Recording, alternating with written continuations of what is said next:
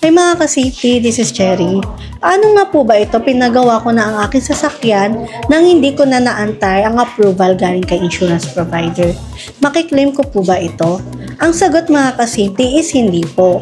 Unang-unang mga ka-safety, kung ang incident natin ay dahil sa AON, kinakailangan po na ma-report po natin agad ito sa ating account officer.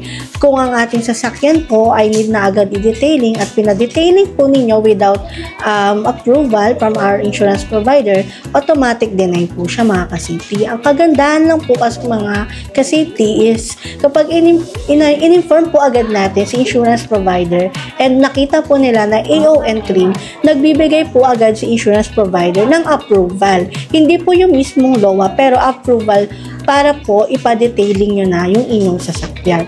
So ayun mga ka-safety, kailangan po talaga na i-inform po natin sila before tayo gumawa ng action para po mga ka-safety hindi po ma-deny ang ating claim. Ayun mga ka-safety, sana may natutunan po kayo sa tips na ito dahil dito kay Uni Vanguard, Live Without Limits.